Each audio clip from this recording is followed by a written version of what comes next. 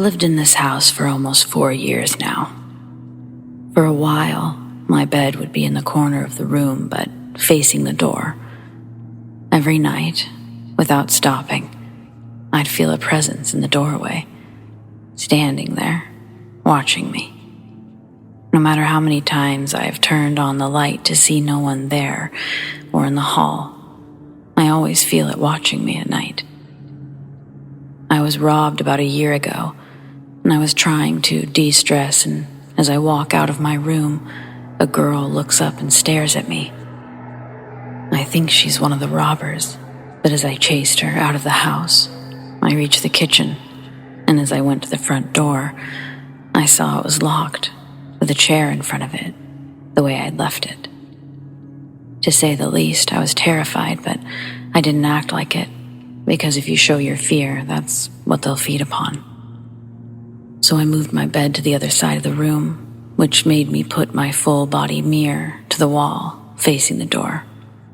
I just wanted a difference to try to feel better. The first night felt fine, until I looked in the mirror, and I felt like I was about to see someone jump out of it. Luckily, I fell asleep before anything like that could happen. A few years later, I'm still here. I feel them all the time, but I never let them know. When they do things, I pay them no mind. If I ever get out of this hellhole, I'll let you guys know. Until then, hello from the mover house, because they really like to move things.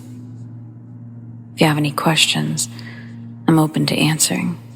And to the people wondering why I do nothing, this isn't the first time I've seen ghosts or had to deal with them, and it's the smartest way for me to not make them angry or upset. Ignore them.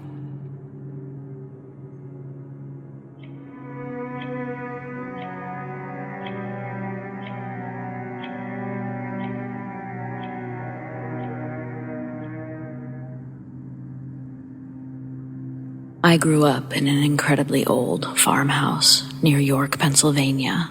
It dated back to 1796. It was added on to and expanded almost 6 or 7 times. What began as a plot of 50 acres was trimmed down to 10 when I lived there, 2008 to 2018. I believe I experienced firsthand a prime example of an energy haunting or a possible poltergeist that latched onto me. I always felt a tangible sense of being watched or stalked everywhere I went in the house. I was shaking with fear at all times, if not occupied with something to do or having people around. This sensation, it didn't stop from the time I was 9 years old to 19 years old when I moved out. My father was a manipulator, a verbal and physical abuser, possibly bipolar, BPD. I would later discover I'm most likely the same way. I grew up incredibly sensitive. Everything was overly intense on all spectrums of feelings. Scary people were extra scary. Loud things were extra loud. I was able to be overly happy and also soul-crushingly sad. I began to suffer from severe manic depression, possible ADHD, and bouts of hysterical sadness that plagued my high school years. This has continued into adulthood, something I struggle to maintain grip of. My mother is a major empath, feels emotions incredibly intensely as well, good and bad. Things started mild, consistent footsteps and boards creaking all throughout the nights. When we were young, these examples were brushed off as old house, old bones from my parents. There was certainly old house dryness or energy stiffness. It felt unsettling when you were inside by yourself. It felt like the house was alive, yet somehow incredibly dead and heavy, with just, emptiness. All of my friends from their young ages through high school, they all said it just had a feel to it. This house has been lived in feeling, or an intimidating feel. The early years, My brother and I shared a room for the first few years. Around month 9 or 10 after moving in, our bedroom door was slammed nearly off the hinges in front of my wide-awake, alert eyes. It was around midnight on a Saturday. It was storming out, and all of the windows, they'd been closed, leaving no possible draft. My brother woke one night to use the bathroom when he was maybe 10 years old. Directly across from the toilet, you could see out the window and into the driveway about 20 yards away. He said he saw multiple shadow people moving around the area. We had a garage light that illuminated the space. He told me in tears the next morning. I was plagued with peripheral vision, shadow people, during the day. I was going insane thinking I was catching things out of the corners of my eyes. I watched a full-bodied, 10-foot black shadow move from the hallway light into the dark of my shared room along the wall. It moved along the wall like a rectangular, vertical blob of shadow energy. I watched it dissipate after staring frozen in fear for nearly an hour. My mom told me for years that she consistently heard old record music, 40s or 30s radio-esque tunes coming from upstairs while alone during the day. My mom was a homemaker, so she spent her days cleaning and prepping meals, laundry, etc. Well, she was downstairs in the basement on 2 occasions when she reported to us that she heard an animal-like, heavy scurry across the floor of the house from above her, only to investigate and find no signs of activity upstairs. My dad had his back turned to the living room every morning when he would get ready for work. Standing to eat breakfast at the kitchen island, his keys and belongings were in a drawer inside.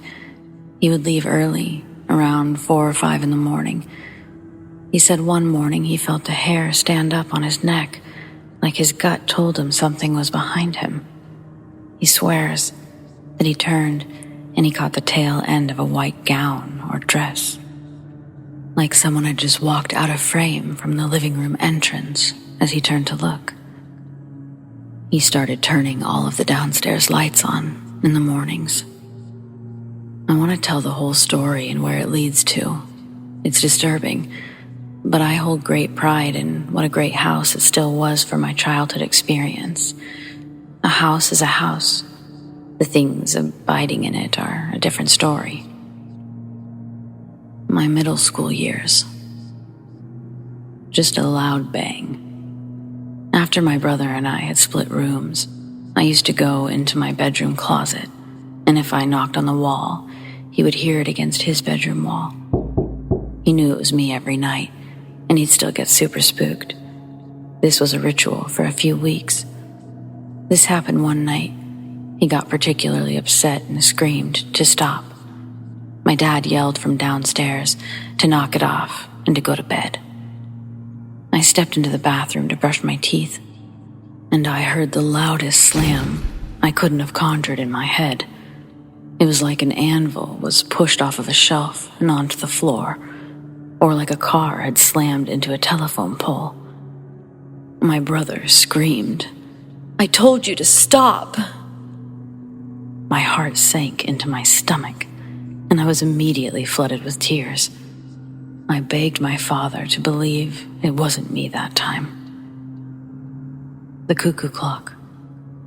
I had friends sleeping over downstairs in the living room with me. We were hanging out late one night, and we had this amazing old German cuckoo clock. It was on the wall. It hung for decoration. It never worked. I went upstairs to get some toiletries for the night, and I heard a loud giggling from beneath me. I came back, and there was noticeable chatter and shrieks for a moment. "What's up?" I asked, and they replied, "Your clock went off and it scared the shit out of us." I told them, "That clock doesn't work. It's never worked." They fully described the doors opening, The little men dancing, making music, and then it stopped.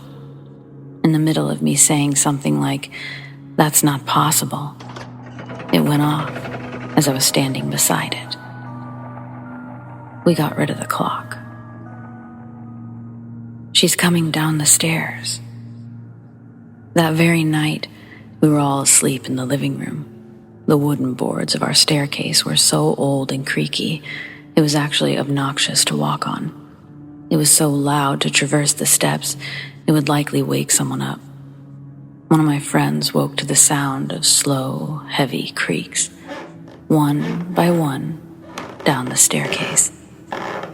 There may have been one living room lamp light on, but as you looked into the kitchen, the lights would have been pitch black, and the staircase off to the left was accessed from the kitchen. He heard the last step at the bottom make a noise, and then silence, as if someone had stepped onto the relatively quiet ceramic tile of the kitchen floor. No one appeared to be in view. Frozen in fear, he called out my dad's name. It was the only foreseeable person to be coming down so heavy-footed in the middle of the night. He called out a second time and gets no answer. He never heard anyone go back up the stairs. He stared into the kitchen, paralyzed. He told us the next morning that he turned all the lights on and waited out the night. He didn't come back for a few weeks. The progression was slow, few and far between, but when things happened, they were so intense and noticeable you didn't forget them. Rising tensions with my father, coming of age, and inner issues began to plague my subconscious. Starting high school, dating, pressures, sports, doing horrible in school, all compounded to the hours I spent locked in my room, night after night, for years, drowning in self-pity and hatred and sadness, only to be interrupted by hanging out with friends or family gatherings. I was an incredibly happy and popular kid who was already building this inner alter ego whom only I knew. The real kid, suffering alone. High school, 2013 to 2015. Walking in your sleep. I began sleepwalking again about this time, something I hadn't done since I was very little. Now, some 6'2", and mostly grown, it was probably a sight to see.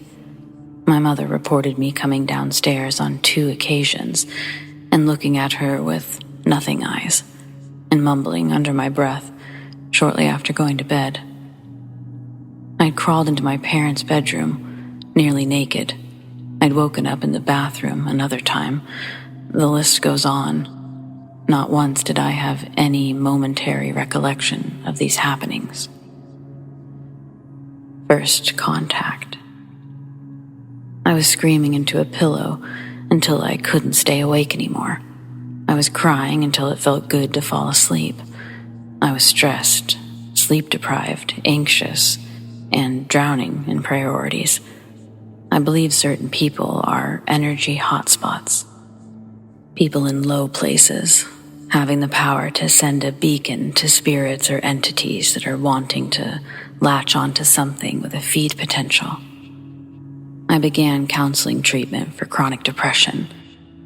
This is always why I believed that other than my brother and father's one-off experiences, my mother and I had the most consistent reportings of things happening. We were beginning to be called crazy or egging it on. I slept with my phone beside me on a nightstand every night, face down with a rubber case.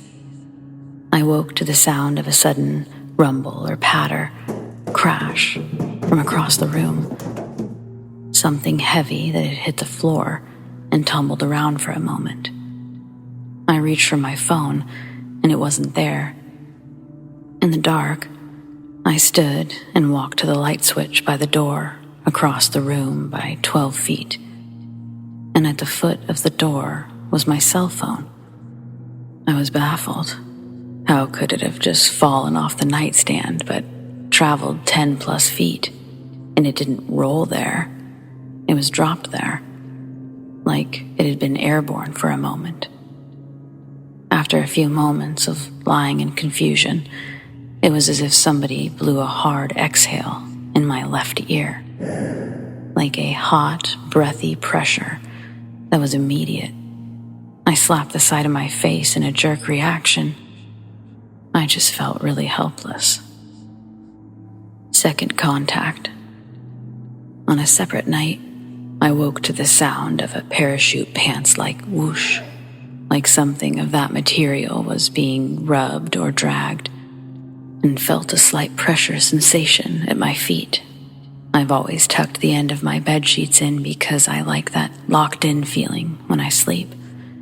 I reached for my cell phone flashlight to quickly scan the room, and with my own eyes, I saw the corner of my bedsheets sticking straight out towards the center of the room, like someone was pulling it off of me. The split second I flashed the light onto it, it dropped immediately. I was too scared to speak, to call for help, to do anything. I didn't move for a few hours, terrified beyond belief.